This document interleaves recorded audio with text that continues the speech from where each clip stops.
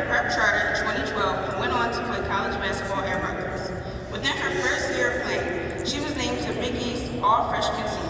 This success continued throughout her time at Rutgers.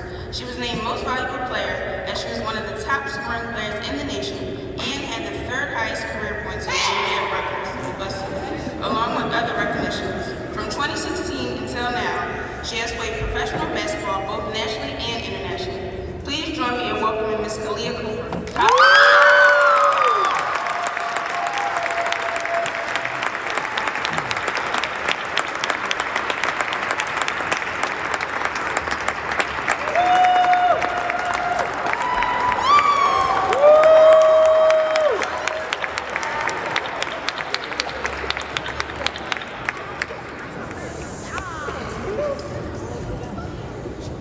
Born in Philadelphia and is a member of Girard's graduating class of 2015, we have with us today Ms. Khori Hooks.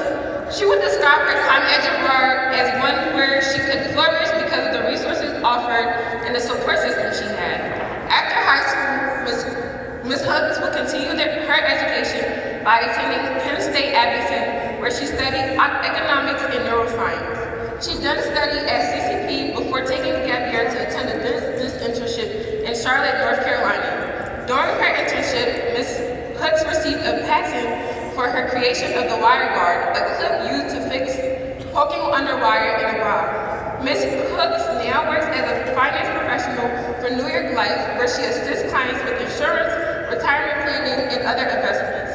Her passion for finance and interest in guiding people to manage their money has inspired her to develop her own business in real estate. She currently owns an investment property. In addition, Ms. Hooks is also the manager of signature events here at Girard.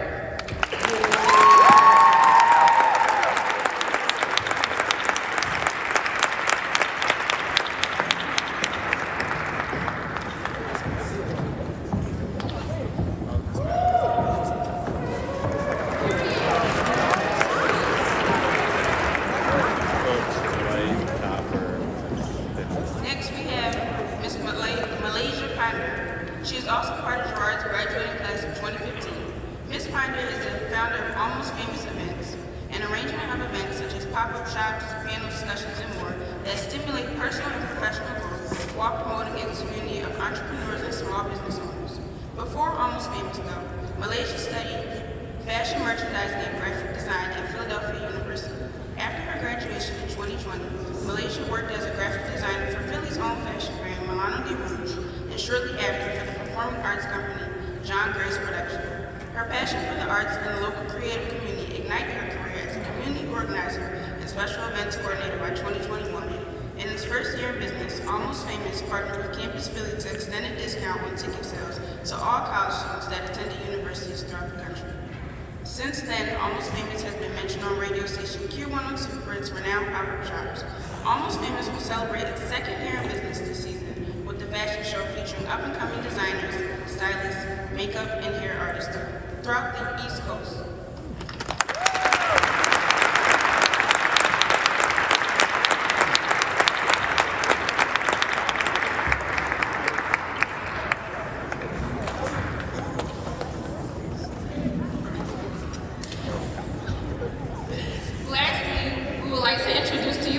Ms. Wright. Ms. Wright is a founding owner of the Wright Foundation, a coach, professional football player for the Philadelphia Phantomz, and a mother of two.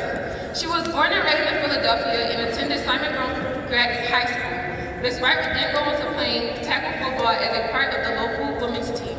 Later, she won a gold medal playing on the United States national team in 2017 International Federation of American Football Women's World Championships. However, after a few years of playing, she was in a horrific car accident and didn't think she was going to ever play football again. Ms. Wright didn't let this discourage her. Instead, she discovered a way to share her knowledge of the game and give women the opportunity to play a sport that has always been deemed a man's sport. In 2019, Ms. Wright founded the Wright Foundation, a nonprofit sports organization that offers sustainable programs to domestic and global communities in Africa that impact social economics advancements, human rights, and education.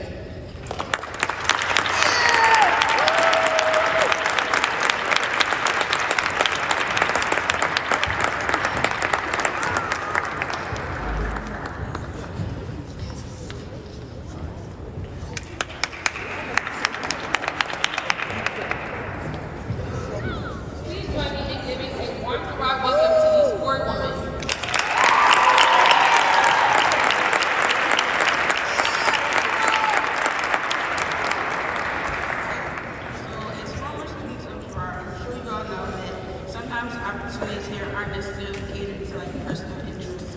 So how did you take advantage of the opportunities here and mold them to your own passions? Or for Ms. Starr, how did you take advantage of the opportunities presented to you at your school and cater them to your interests?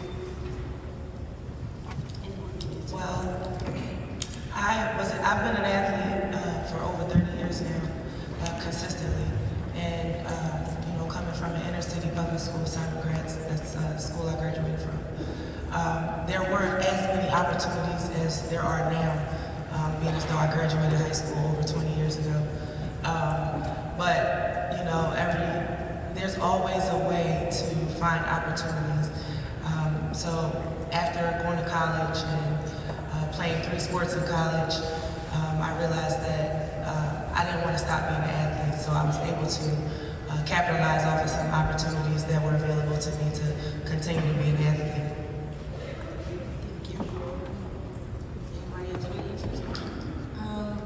So my answer is going to be very simple.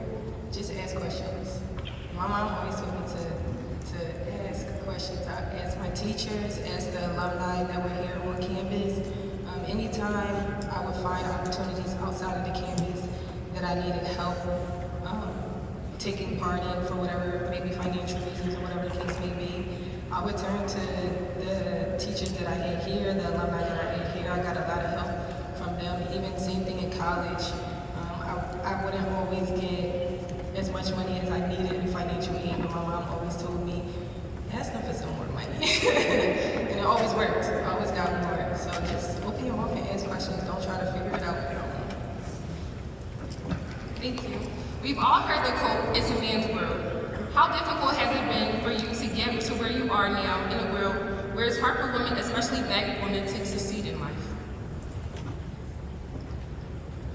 I think, just starting as young as playing basketball here, shout out to Mrs. Stewart for just allowing me to be in elementary school, play in the basketball league. It was a small league. I was the only girl. And I was able to start there, jumping in and just playing with the guys. So for me now, it's about breaking that barrier and creating these opportunities for young women to have the access to be able to start as early as elementary school, and they don't have to play with the men. They can have their own league and be successful. Yeah. Thank you. Being as though tackle football has always been considered a male sport, it's very hard to break through as a women tackle football player. I've been playing tackle football for 15 years now, and I think I've reached the top of my game, but a lot of people don't even know that women play tackle football, because when you think of football, you think of men playing, you think of boys playing. From a young age, I never had the opportunity to play football at a young age. I started playing as an adult, and every single day I feel like since playing football, I've always had to explain myself on why I chose to play such a violent sport for one, and then such a male-dominated sport for two. And it's because girls can do it too. I think that even nowadays, you'll see more and more young ladies, younger and younger, getting into flag football, tackle football. They're now offering full scholarships to play football for young women and young ladies in college. So I think just being able to see the growth in the sport that's always been male-dominated is really exciting to see.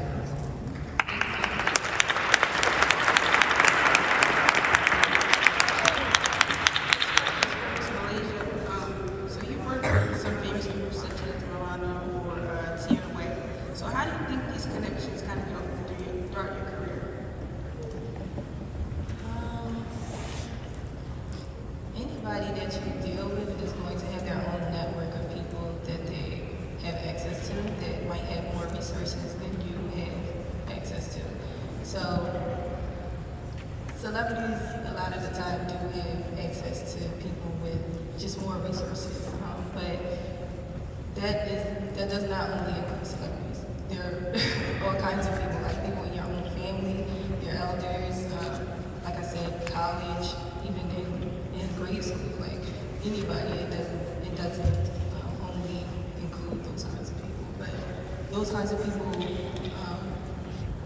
have, in my experience, been through some of the things that I plan to achieve, some of the achievements that I plan to go after. So in that case, they do have just experience in those areas, and they can serve as mentors sometimes to teach me some of the things, just some of the ropes. Thank you. Out of all the memories you've created at Girard, which is your most memorable moment that you have? Students don't want to Girard. I don't speak as a Girardian. I think my most memorable experience would be, it really relates to one of the first questions you guys asked. I wanted to hop on it. Just being a creator. So I'm not a creator as it relates to fashion designing, right? But I'm a creator as it relates to finding a need and filling in that niche. And I feel like a lot of our seniors and juniors, y'all go through that today too. We went through that back then too. But I would come up with programs, right? So I remember coming up with a program called Jump Out to Youth because I realized that a lot of us older students would never see the younger students. So we would go out and we would go into community service hours by going and just hanging out with the lower school students. And that's a program I created as like a junior in high school, right? So I think the same goes for today with me being in finance. I realized there was a problem, right? A lot of people are struggling as it relates to their quality of life. And I realized that money was the solution to a piece of it, not the entire thing. And I think that travels with me today, and I think that started from my experience at Girard. Yeah.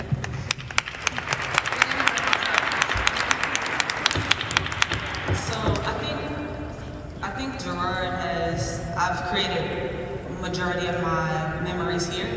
I was here since first grade. I was here from first grade to 10th grade. So Girard was my second family. Girard was where I found a lot of my friendships that I still have to this day, and the relationships that I have with the teachers and the residential advisors that genuinely cared for me. I had teachers come out to Chicago, flying out to my games to come out and support me. You know, my family is not able to come to every single game, so to have my Girard family there and to have people really be close-knit to me and be tight in my actual life. Sabrina Allen, where are you? Like we've been since I've been in first grade here in Girard, and that's somebody that supported me my entire life. So for me to be able to be here and for Girard to be able to create that for me to have that extended family was my most memorable thing. Thank you.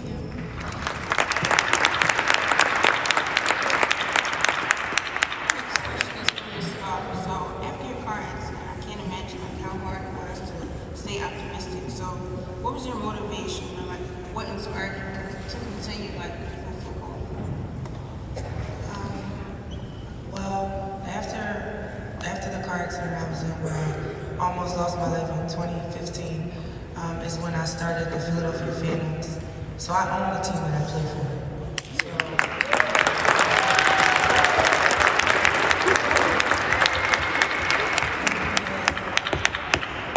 Not only, if anybody knows anything about football, there's 50 plus people on the team. So there was 50 plus women that still needed football.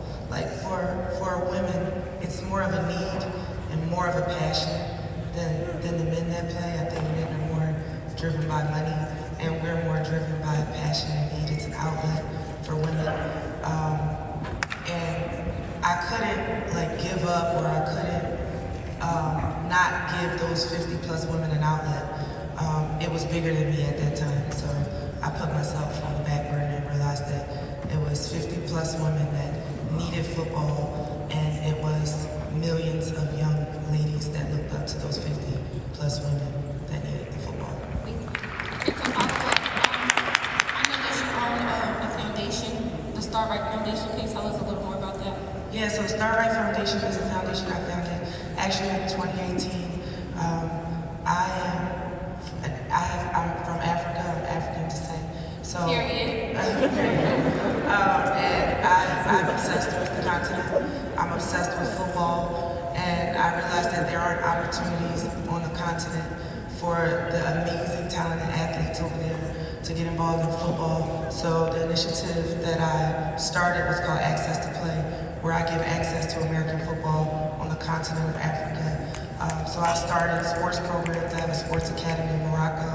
I have tons of football teams over there that I work with. I go over there about every other month to teach football, and when I'm not in season. And we build houses, computer labs, we give out clothes and food, and it's the philanthropic part of who I am. So I do it over in Africa.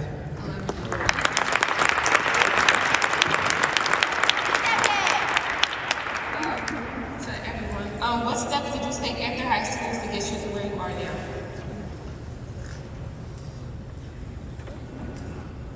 So I was kind of lucky because I received a scholarship to Rutgers University, and it was a little bit easier for me being an athlete.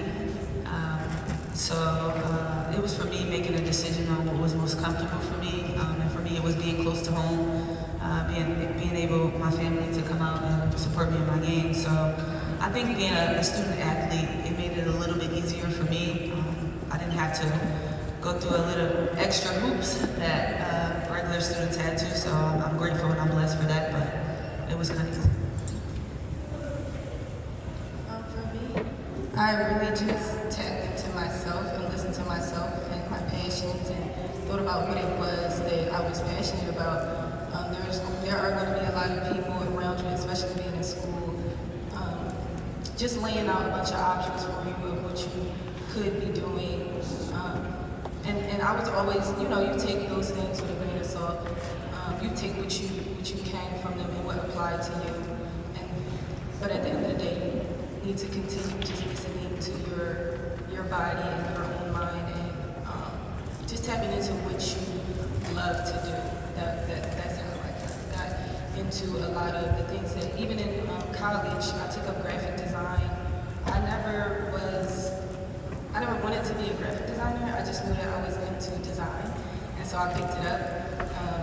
And then graduating college, now I design all of the flyers for my business. So just listening to yourself and what it is that you really like to do. Thank you.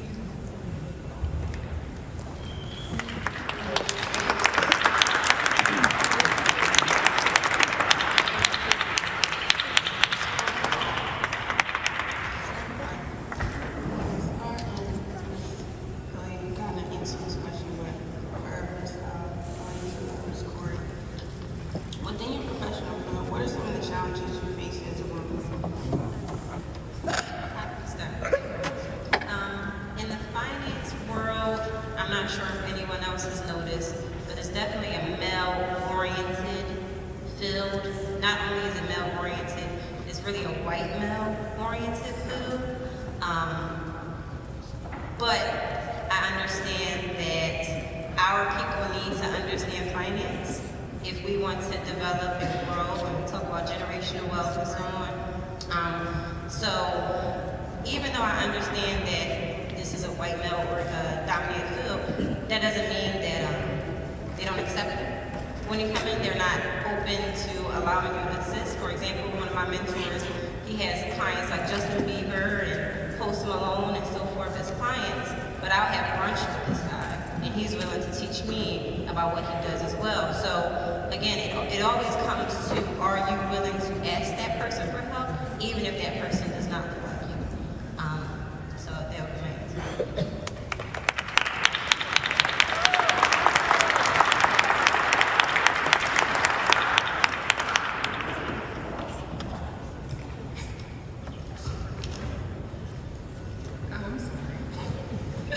What is one piece of advice you would like to give the students of Girard?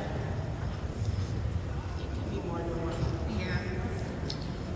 I think it's find exactly what it is that you love. Find exactly what it is that you love to do, because once you do that, when you get far enough, it will never feel like work. And it sounds very cliche. You work hard and you get the results, but it's really exactly what it is. You work hard at whatever it is that you want to do. You got to fight adversity. You got to fight life in in general. And I think that, you know, you get through everything that you've gone through, and you trust and appreciate your process, and in the end, when you get whatever it is that you want, end up wherever it is that you want to be, you'll be very grateful for the process and however it took. Like, whatever you lost, whatever you gained, I think that at the end of the day that you'll be satisfied with that. But most importantly, just find your passion, be a great person, be humble, and just work super hard.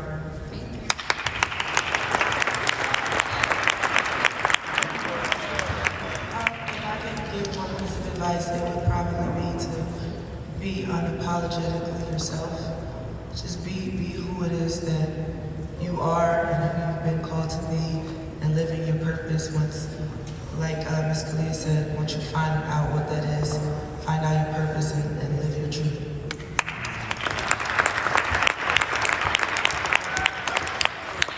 I'll follow up on Kahleah and Star's statements. So imagine working on something every single day, right? Whether I'm a knitter and I just knit scarves, right? Or whatever it is that I do.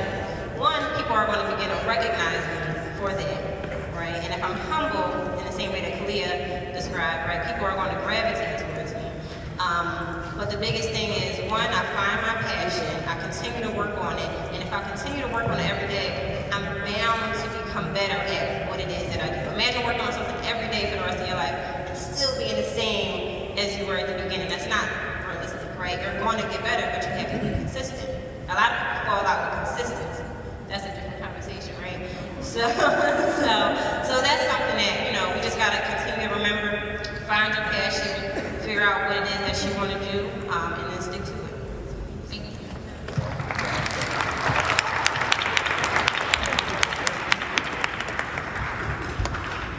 The one piece of advice that I would give is to face your fears. All of those things that make you nervous and make you feel just afraid, go out and face them and do those things, because on the other side of that fear is some kind of lesson. Whether it be you learn what not to do or you learn what to do. And then if you felt like maybe the outcome is not what you had planned, don't beat yourself up about it. Take the lesson and keep moving.